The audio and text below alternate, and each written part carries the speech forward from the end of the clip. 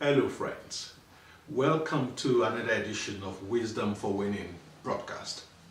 In this series of broadcasts and podcasts, we have been looking at the laws that govern business and enterprise development in the kingdom of God. And today, I want to speak to our next law, and that law states, expect disappointment in the marketplace, but do not get bitter. I'll say that again.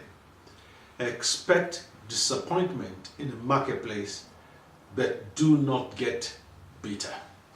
Now, when you're in the marketplace, you're dealing with all manner of people, and they are bound to disappoint you. It's particularly more challenging in business when people overpromise and underdeliver to you. And it gets particularly more difficult when, for example, their output is a dependency for, it's an input to something else you're doing. So you have promised somebody else and given your word you will deliver something.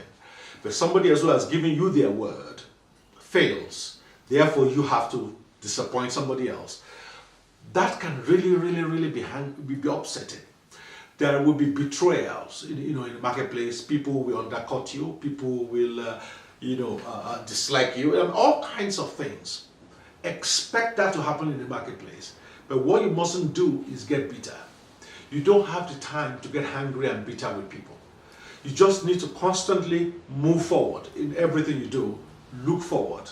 Move forward. Don't get bitter. Disappointment is part and parcel of life, generally. But you feel it more in the marketplace as you start your own business because a lot is at stake. And of course, money is involved. Anything that involves money will lead to all manner of things. So it's important, therefore, that you try your best to see disappointment as stepping stones needed to advance your business in the marketplace. Don't get bitter. Don't get bogged down with the pain of disappointment. Just move forward. I'll say it again. Just move forward. People will disappoint you. It's bound to happen. And the important thing is, you need to understand, if you have factored in that people will disappoint you, then it manages your expectation. The important thing is for you to put your trust in God and not in people.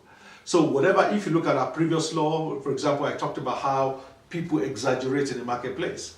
Part of that exaggeration will lead to disappointment. People will tell you they will do something. I've been in a situation many times where people have promised me something and it never happens. And also, disappointment can also be as a result of certain cultural business paradigm that people have. For some of you who operate in certain parts of the world, for example, people have this habit of not giving you the whole picture. For example, you want to do a particular business or execute a particular venture.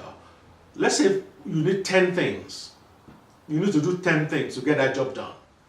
They won't tell you that. They will tell you, you only need these 3 things. Once you've done these 3 things, you'll be fine. And you will say, fine, I can do that. You do those 3 things. Once you finish doing those 3 things, suddenly they tell you, actually, there's these 2 more things you need to do. And then you go ahead with these 2 more things. Suddenly, there's 3 more things to do. Before you know it, the conditions are never ending. They keep giving you conditions.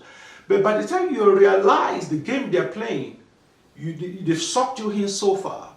You've expended a lot of time, expended a lot of resources.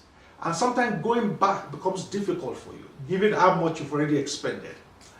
Now, what is upsetting about such scenario I've just painted is, if they have told you from the beginning, you need 10 things, it will be easier for you to manage it. But they want to suck you in. They want to take advantage of you. So they will tell you what you need is this 1 or 2 simple things, and then the job will be done. And as you do with those 2 things, they expand the list.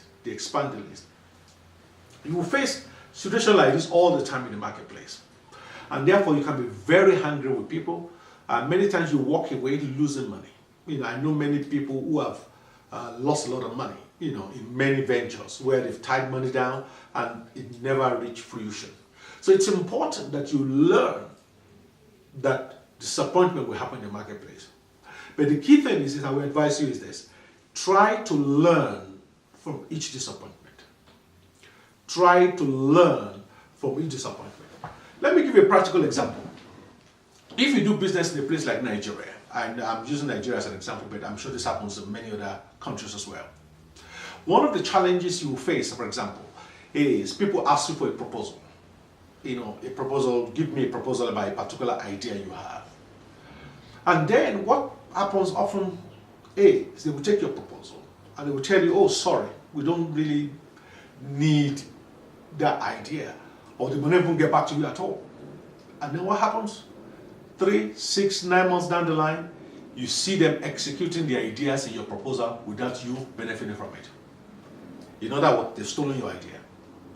I mean, that's happened to me a lot of time, you know, in Nigeria, for example, where I've given proposals to so many places. Of course, that never happens anymore now because I don't even give proposals simple until certain conditions are met. But the point I'm making is you need to find a way of learning, you know, from such disappointments where people have taken your ideas, cloned it, they will take your proposal, change the cover page, put their own on it, and then execute it without your involvement. One of the techniques, for example, I tell people to use is whenever you write proposal, don't put everything needed to make it work in it. Remove certain key information. You know, give the proposal and give enough idea of what you are saying, but don't put every little thing needed to get it done without you in there. Hold something back. Because that way, even if they clone your idea, they still can't do it fully properly without the missing information that you've left out. You know, you have to learn from the experiences in the marketplace.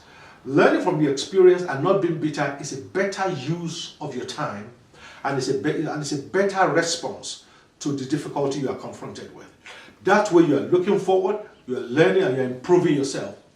Being bitter makes you to camp around your last disappointment and you're not moving forward. And it makes you to lose the energy that you have and the positivity which you exude in the marketplace. So this law simply states, disappointment will happen in the marketplace, but learn not to be bitter about it. Dust yourself up and move forward. So if you are watching me right now and you are in a place of disappointment and despondency, where you've almost given up on the whole idea of business because of all the disappointment you face left, right, and center, I'm encouraging you today, get up and move forward. It doesn't matter. You need to understand that champions are birthed in the furnace of affliction. It doesn't matter what is thrown at you, you are stronger than that. You know, you are made of stronger stuff. And more importantly, God is on your side.